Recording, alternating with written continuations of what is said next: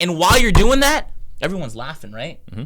The wife, the kids, the dad, the mom, my whole family was laughing at me. My friends were like, "What are you doing? You want to open a mortgage business? You want to get into real estate? You want to flip houses? You dropped out of school? Are you kidding me?" Right? Yeah. Same thing we're going with you. Well, yeah. So right. My wife, thank God for her. Hey everyone, this is Amir Vetry with the Lion Group at Country First Mortgage, and today I am blessed. You know, I haven't had someone of this caliber come on this show. This is episode number 5, and we're so early in where we're at that we have a heavy hitter on our show today, Mr. Steve Trang. Thank you for having me. Appreciate it. Yeah, bro, of course. Thank you so much for coming on board. If you don't know who this guy is, follow him on Instagram at steve.trang. You can add him as a friend on Facebook. If he thinks you're cool, he'll add you, Steve Trang. And are you in any other social media platforms? I'm on Twitter, but I don't really do a whole lot there. So predominantly those two, Facebook and Instagram. Follow him on Twitter too if you want to hear some of his personal thoughts. But Steve Trang is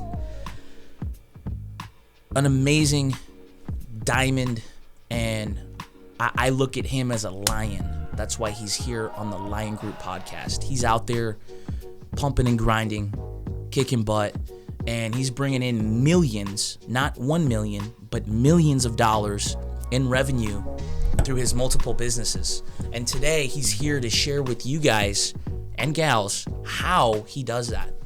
So Steve, so you're doing wholesaling. I do wholesale. You're doing real estate. Mm-hmm. What other stuff do you do, man? So for the longest time, I think what I was known for was the broker. You know, I own a brokerage, Stunning Homes Realty. Mm-hmm. And I've heard a lot of people saying, "Oh my God, I'm thinking of joining Steve's team. Steve's team. Mm-hmm. But he has super high standards. Oh yeah. Right. And you tell people, hey, if you want to be a millionaire, join my team. Yeah, I mean, I will give you the knowledge to get there. We tell people all the time that, they ask like what our splits are, and we always tell them it's a lot. Like, we're expensive. We're more expensive than everybody else. Yeah. But we also have high standards. We actually have people leave because they're uncomfortable. Really? Which is actually by design, right? Like, if you're not a heavy hitter, if you're not a lion, right? I love it, bro. I love it. Yeah. I didn't come here to participate. I came here to dominate. If that's not your mindset, we actually don't want you there. Exactly. Right? Yeah. So, we have very high standards. So we got the brokerage. I got my traditional real estate team. We've done each of the last 3 years. Real quick, brother, the brokerage, because a lot of my following is real estate agents. Mm-hmm. What is it about your brokerage that makes it different from other brokerages? And then tell us a little bit about the grind, because I've had a lot of bankers. I've had about 7 to 8 bankers work for me, and there's about 4 of them that I have, and a lot of them just can't handle, the scrutiny we put them through. Tell them a little bit about the daily tasks of what someone does at Stunning Home Realty, and what those daily tasks will give you, by doing exactly and following the plan, where it's going to take them and what level they could actually reach. So I look at the brokerage, the people that are there, I don't look at us as realtors, right? The moment my career changed, the direction changed, is when I went away from being a real estate agent to a business owner. Okay. So I'm a business owner, I'm an entrepreneur that happens to sell real estate. Okay. And that's when things changed for me. Yeah. And so everyone at our office, the people that I mentor, our focus is not how do we sell more houses, how do we win the listing appointment, and those are all critical skills that we teach. Yeah. But the focus really is how to do what's best in your wheelhouse. So if you're great on Give Facebook, me an example. Yeah. Okay. So Matthew Potter, one of our top dogs, right? Yeah. He's amazing on Facebook. Yeah. So let's keep pushing what you're doing really well on Facebook. He's got a lot of success on Zillow. Yeah. How do we push more success on Zillow? Yeah. Templeton, he's in our office, and he's all over every social media platform, and we just talk about how to do more of what's working. Yeah. So it's not, hey, Templeton's huge. Templeton's massive. So it's not. He's a beast. It's not like, hey, you need to go do more open houses. Like the problem with most coaching is, hey, go do more of the things that you don't like. Right? Like, do open houses, call cold calls, do this, do that. Yeah, go do these things. Focus on your strengths. I really like what you said. you probably can't see on camera, but he's got the Gary V shoes on. He said that they fall apart, that he might not get them, whatever. But he's supporting Gary Vaynerchuk. Google him, he's pretty cool. But what he talks about is kind of what you're talking about, is doubling down on what you're good at. Yeah, right. Absolutely. I love that, man. I love that. Because that's where a lot of people fail, is they try to do things that they don't want to do. And if you're trying to do something that you hate doing, it's easy to say, suck it up and go do more of it. Just keep doing it and it's gonna work. That's easy to say, but if you want to have massive success, you got to do something that you're good at, you enjoy doing, right? So we got to find what we call unique ability. Okay. And if we're not focusing on your strengths and we're always trying to shore up some of your weaknesses, you're only gonna go so far. But we just double down, triple down, just focus on all your strengths and hire everything else, then you're gonna be unstoppable. And that's what we have. So we have, we got Potter. Can you repeat that? So double down on your strengths and hire everything else. Hire everything else. Don't do the crap you hate. This is the first time we're meeting. Literally, like I blew him up on Instagram to get him on the show. You did. And literally, like, yeah, I didn't think he was gonna show up today, but he did. But I love what he just said. Double down on your strengths and hire the rest. That's what I do at my team, man. Yeah. Yeah. Well, you have to if you're gonna scale. That's the only way to get big. So we got Potter. I love that. We got Templeton, we got Ryan Nager, we got what made you start a brokerage? Did you just get pissed off at the brokerage you were at? What made you say, okay, I'm gonna do my own thing, I'm gonna get my broker's license?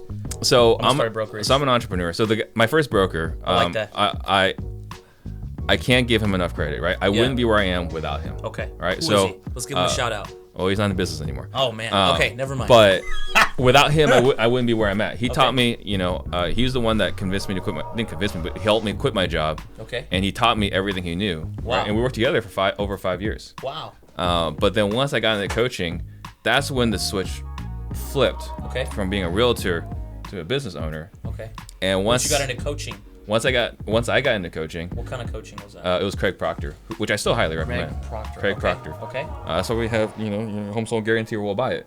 Okay. Right. So, but once I had that shift. That's from Greg. That's a Greg Proctor. Craig Proctor, yeah. Okay. So after that shift, I said, well, this guy, I'm gonna spend all this money advertising. I'm gonna spend all this money learning because I am kind of I'm always on the leading edge. I'm always looking for new stuff. Okay. And so once I started doing that, I wasn't getting as much value for my broker. And in fact, all I was doing was helping him build the brokerage. And so for me, I'm thinking like, I'm giving him a piece of all my deals. Yeah. I'm not getting anything from him anymore. Yeah. In fact, I'm helping him. I should just do this on my own. You're his slave or his peon. Yeah. Dan, thank you. So this is Dan Breeden. Show everyone your shirt. What do you do, bro? Right there. You close fast mortgage deals. This is here. Here you go. Steve's got a video guy back there. Yeah, I'm sorry. I ran out of water in the office. I didn't restock, and my buddy just went and saved the day. Thank you, bro. I'm sorry. Anyway. So, so we decided to go off our own. So you were saying how the coaching opens your mind? Yeah. It took. I'm doing some coaching too. I love it. It changes your life, man. So open your mind and you're saying, okay, why am I working for this guy? Building him up, building his brand, where I could do it for myself. 100%. So there was so why am I helping him? Why am I paying him? Yep. And we were doing some crazy stuff where it's like, technically the broker needs to review every single ad, and I was doing some crazy stuff that I was like, you didn't like that. I'd rather just take all the risk on my own. Yeah. Yep. Yeah. What's an example? Like something that you were doing, like, hey, I'll buy you a cake if you sell your house. Like what? Well, it was the home sold guarantee or I'll buy it, right? So I was doing pay-per-click. So he didn't like that. It's not that he didn't like it. It's just every time I did something, I had to run it by him. And for me, I'm a fast mover. Yeah. Right? I got an idea, it's happening. Yeah. It's not like, hey, let me sleep on it. Let me think about it. Yeah. If I got an idea, it's happening. So I didn't want to wait for that process. So if I'm the broker, and this is a terrible reason, if I had to do it all over again, I wouldn't do it. Why? Because are you serious? Because it's a pain in the ass. Owning a brokerage is a pain in the butt. Yeah. But that was the reason why I did it. And I don't regret it because that took me from being a greedy individual to learning that I actually love helping people. Okay. I didn't know that about myself. Really? So having the brokerage gave me the platform to help people grow, right? Like before Real Estate Disruptors, I was doing that already within my brokerage. Really? But now I get to do it on the national level. I like that. Yeah. We were watching some of your videos before you came in to kind of like get in, like, it's good to get on the same frequency with someone. I mean, he's got like 50,000 views on like every video. It's awesome, man. We got a lot of views. We're How'd you very get lucky. that? How'd you just kept pushing content? Yeah, so like I said earlier, if I'm going to do something, I'm going to do it quick, right? I don't really hesitate. So I had this idea, I'm going to start a podcast, and a week and a half later, I'm in that studio. It was David's been a week and a half later. My first episode was recorded live on Facebook. You were there? So you were there? No way. Yeah. Oh, that's it. So yeah. It was very quick, but I said, I'm going to do 10 episodes. If it sucks, it sucks. Yeah. No one will know, right? If it fails, like no one will know. It's fine. Yeah. But if it does well, it's great. So like I went in there with the intention of just getting nothing but heavy hitters. Yeah. And fortunately, we're in the guru capital of the world, so yeah, it wasn't hard to get people here. Yeah. Initially, and then we had Rafael Vargas come on the show. We had Max Maxwell come on the show, and that helped blow it up further. Max Maxwell? Yeah. I didn't see that one. Oh my god. Yeah, Max Maxwell's on the show. Oh my god. And so that helped give us even more credibility. That people are willing to fly in for the show. And now we have all our guests, not all our guests, but like 60% of our guests are flying in on their own dime to be on the show. Are you serious? Yeah. Wow. And that's because we were able to build this, like we had a vision and we executed it exactly how we planned it out. So that helped a lot. So when did Max Maxwell come? Like what episode was that? I don't know which episode number. Yeah. We started in May, so probably around 15, 16, around there. Wow. Yeah. That's awesome, man. Yeah, we've been consistent every Wednesday, 2 p.m.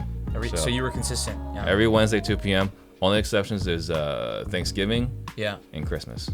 I like that. Yeah. That's awesome. So let's kind of digress a little bit and jump into the wholesale, okay? So it's crazy. Everyone, no BS, everyone calls himself a wholesaler, right? Yeah. So if I look at a real estate agent and I'm like, hey, you're not, I pull, like I'm in mortgages, right? So I have a system, I pull your numbers. If you're not closing deal, I'm wholesaling. Oh, you're wholesaling? Really? Are you really wholesaling, right? There's very few people in the industry that are actually doing it. You're one of them, man. Yeah. So tell us a little bit about that business, right? So we heard this term like skip tracing, AI and this and that and door knocking. Like, how do you how do you get the lead? How do you get the client? Tell us a little bit about your process, how you get the client, whether you decide if you're going to flip it or not, whether you decide if you're going to wholesale it, and tell us a little bit about contracting. That's kind of a super dirty subject. I want to know a little bit about how you choose a good contractor. So how we find them. Yeah. Oh my God. Major key right here. So it's. How do you find them?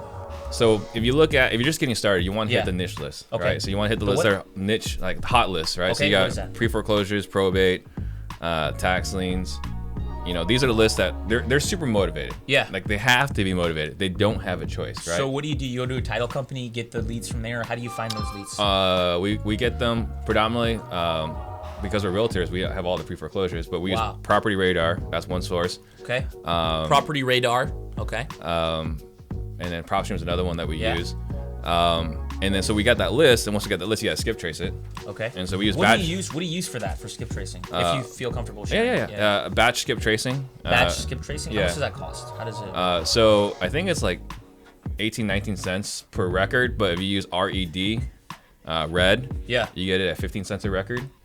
And so we're skip tracing. We're actually looking at, we've spent $20,000 this year on data alone, right? That's between lists and phone numbers.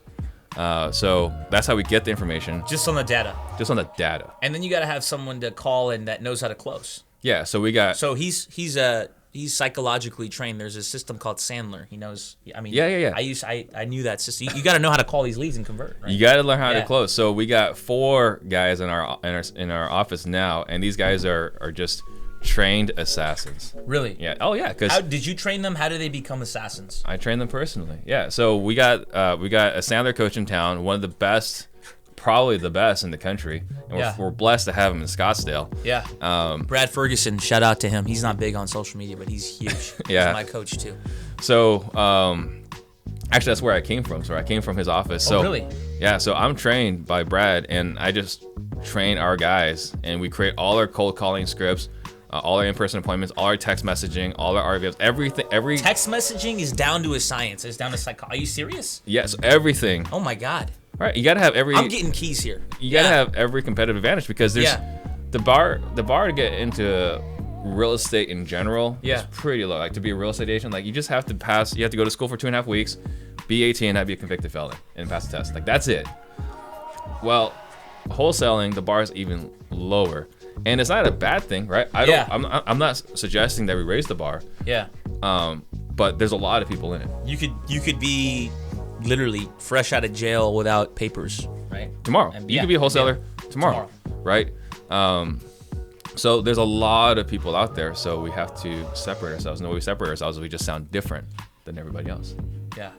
I love that. By sounding different on the phone, like by your scripting, the way you find a pain, what you say, how you say it, asking for permission to talk, all that great stuff, right? All of it. Yeah. Every single thing you say. Yeah. Now, when you go to the appointment, what happens at the appointment? So we're definitely, again, we're different here. So when we go to the appointment, we're going in there as we're setting expectations on how the appointment's gonna go. Okay. Right. So we're focused on having them telling up front you're not allowed to think about it. It's a yes or a no. You're not allowed to think about it. And then after that, we go through a pain funnel where we're talking about why we're here. Why they want to sell a house. So not just going, hey, this is the price, right? Like an amateur's going to do. Yeah. Figuring out why they're going to sell the house, and then how much money do you need to do what you want to do, right? And that's how you get the deal. Exactly. Because big rumor, because I have a few wholesaling friends. I've only done like 5 flips this year. It's nothing compared to you or where you're at. But I feel like the biggest part of the deal is getting it at the right price. 100%. Buying right. All the money is made in buying it right. Right? You buy it wrong, nothing else matters. And so the reason why we're so focused on on closing the appointment is because it is so expensive to get the data, to call them, to text them. All these systems it's really expensive. You have to convert. You have to win the appointments. And winning the appointments is where most people struggle because this business is a sales and marketing, right? Every business is sales marketing. Yeah. And right now, marketing is easy. You can learn a lot from the marketing aspect. You can learn everything there is to know about this business as far as marketing goes. For free on YouTube. Right? So then, how do you separate yourself? Well, now the separation is who's better in the living room, who's better at the kitchen table. Yeah. And that's where we win. Wow. I like that, man. Yeah. What keeps you going? It's something that I like to ask a lot of people. What keeps you going?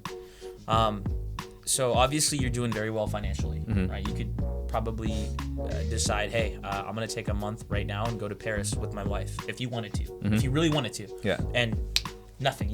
What keeps you going when you have bankroll, when you're doing well financially, when everything is fine? What keeps you going and what keeps you motivated to go out there and get it and reach the top 1% of the 1%? 1% of America, this is crazy. And a lot of people literally Google it. It's on CNBC Money.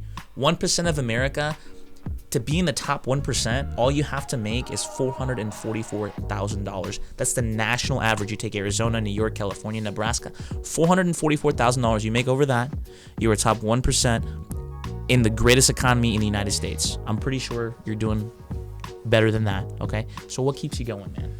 Because there's someone out there doing better than me. Ooh. Wow. Okay. Yeah. I like that. Yeah. Okay. I mean, so you want to be the best.